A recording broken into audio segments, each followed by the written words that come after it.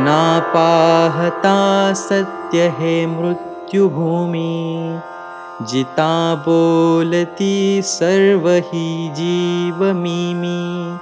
चिरंजीव है सर्व ही मानिताती, अकस्मात सांडूनिया सर्व जाती।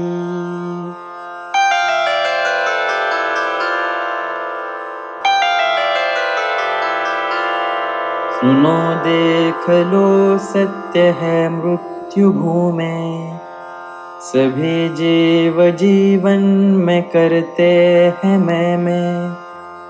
चिरंजीव हूँ यह सभी मानते हैं, अचानक सभी छोड़ के भागते हैं।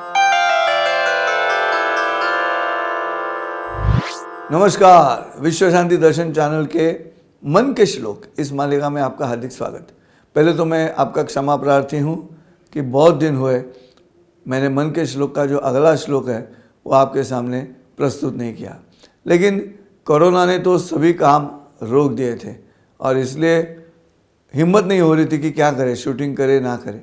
लेकिन अब कोरोना कम हो चुका है और अब वो चला जाएगा हिंदुस्तान से, ऐसी कामना करते हुए फिर एक बार समर्थ रामदास जी जो महाराष्ट्र के संत हैं उनके मनाचे श्लोक, ये जो श्लोक संग्रह है उसका हिंदी रूपांतर मैं कर रहा हूँ।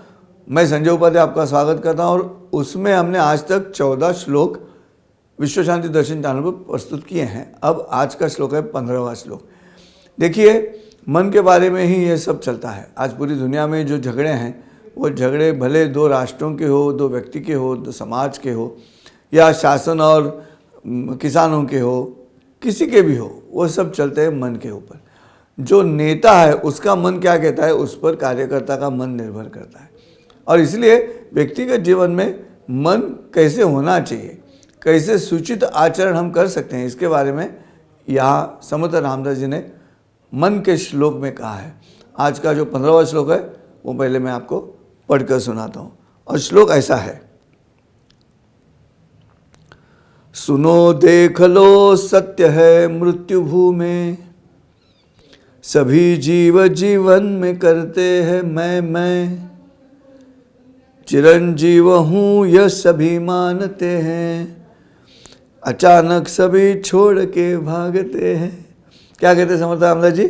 सुनो देख लो सत्य है मृत्यु भूमि। एक ही सत्य है, शाश्वत एक ही है। जन्म शाश्वत है और दूसरा अगर जन्म हुआ तो उसका मृत्यु शाश्वत है। भगवद गीता के दूसरे अध्याय में सांख्य योग में ही श्री कृष्ण जी ने यह बात कही है।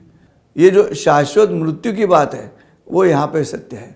और इसलिए हमें इस श्लोक से क्या लेना है, तो ये लेना है कि शाश्वत क्या है। आज हम डर रहे हैं कोरोना की वजह से मृत्यु हो जाएगी, बाद में हम देख सकते हैं हमारे रिश्तेदारों को या नहीं, ये सभी डर हमारे मन में है, लेकिन शाश्वत तो है। भले कोरोना से नहीं, आगे जाके और 100 साल जियोगे फिर, लेकिन मृत्यु तो है ही। तो मन को तसल्ली होने के लिए समर्थ रामदास जी ने ये श्लोक लिखा है कि डरो मत। जो शाश्वत है उससे डरना क्या है, जो अशाश्वत है उससे लड़ो, लेकिन शाश्वत से डरने की आवश्यकता नहीं। इसलिए वो कहते हैं इस श्लोक में जो 15वां है, सुनो देख लो सत्य है मृत्यु भूमि। क्या करते हैं सब? सभी जीव जीवन में करते हैं मैं। अभी मैं वही कर रहा हूँ। विश्व दर्शन चैनल पे प्राध्यापक डॉक्टर विश्वनाथ कराट जी की संकल्पना से शुरू हुए इस मन के श्लोक के मालिका में मैं हर एपिसोड में मुझे क्या लगता है, मैं ये कह रहा हूँ, ऐसे ही कह रहा हूँ। तो ये जो श्लोक का अर्थ अलग अलग हो सकता है। जहाँ तक भारतीय तत्वज्ञ संतों का सवाल है, हमें ये मालूम होना चाहिए कि हर एक ने लिखे हुए जो अक्षर है उसके कई अर्थ निकाले जाते हैं।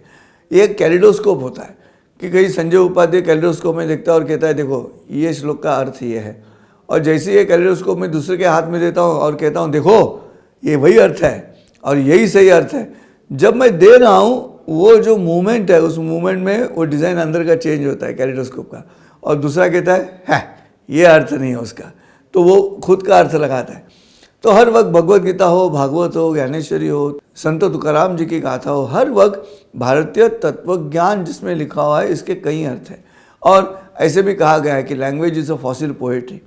मैं आपके सामने जो अर्थ बोल रहा हूँ उसमें कहने का मतलब यही रहा कि ताकि आपके जीवन में जो मतलब नज़दीकी होगा उसे लेना है और आचरण करना है।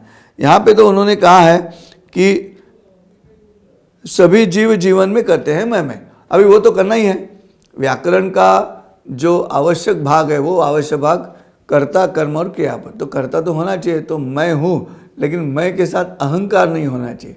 और अहंकार जाने के लिए जो मृत्यु है वो शाश्वत है, ये एक बार मन में बात बस गई तो फिर डर नहीं लगेगा और अहंकार भी नहीं होगा।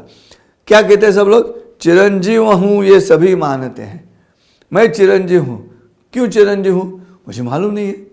अबे आज मुझे कोई पूछेगा संजय जी आप कितने साल जीने वाले हो, मुझे मालूम नहीं है। मैं तो कहता हूँ मैं 104 साल जीऊँगा। 100 साल का तो शेड्यूल है, तय किया हुआ, शतायुषी भव। और ऊपर के 4 जो है ना, तो जो खारा सिंह बेचने वाले रहते हैं ना, सिंह डालने के बाद और एक 4 ऊपर डालते हैं, वैसे और एक 4 मेरे खाते में। लेकिन अगर वैसे नहीं हुआ तो कोई पूछने आने वाला है मुझे कि संजय जी आप जल्दी क्यों गए करके, आपने कहा तो 104। तो मैं उनसे कहता हूँ आ जाओ ऊपर मुझे पूछने के लिए। चिरंजीव हूँ मैं। क्यों?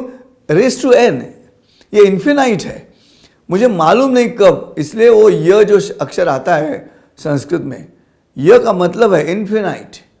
और वो यहाँ पे चिरंजीव हूँ मैं, जब तक मैं नहीं मरता तब तक मैं चिरंजीव हूँ। इतना ध्यान में रखता है। और सभी लोग कहते हैं कि मैं चिरंजीव हूँ।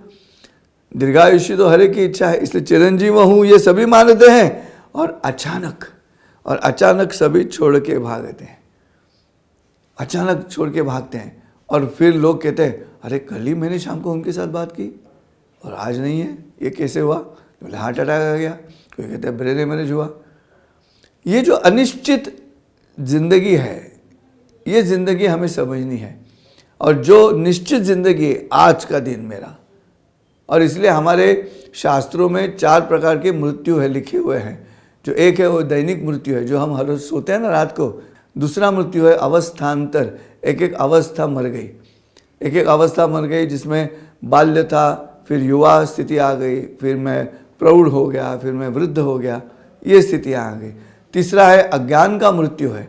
अज्ञान के मृत्यु में एक बार मुझे मालूम पड़ा कि 5 6 30, ये मैथमेटिक्स अगर मुझे मालूम है, टेबल मेरा बाय हार्ट है, तो मैं वापस उल्टा नहीं घूम सकता। तो अज्ञान का मृत्यु तीसरा। और चौथा जो सच्चाई में हम मर जाते हैं। तो ये 4 प्रकार के मृत्यु लिखे हुए हैं। अचानक सभी निकल जाते हैं, ऐसे समर्थ रामदास जी ने कहा है। अचानक कभी 90 साल की उम्र में भी जो मृत्यु है वो अचानक ही है। भले 100 साल जिया हुआ आदमी होगा, लेकिन मृत्यु तो अचानक ही है। ये नहीं है कि ये 25 साल की उम्र में चला गया इसलिए अचानक है। अनिश्चित जो मृत्यु है वो किसी भी उम्र में आ सकता है। और इसलिए मन को स्थिरता पाने के लिए ये अगर तत्वज्ञान हम समझ जाएंगे जिंदगी के बारे में, तो बात बन जाएगी। और यही ख्याल आज के इस एपिसोड में मैं आपके सामने प्रस्तुत कर रहा हूँ। विश्वधर्मी विश्वनाथ करार जी, उन्होंने ये संकल्पना रखी थी और उन्होंने वैसे काम भी किया है।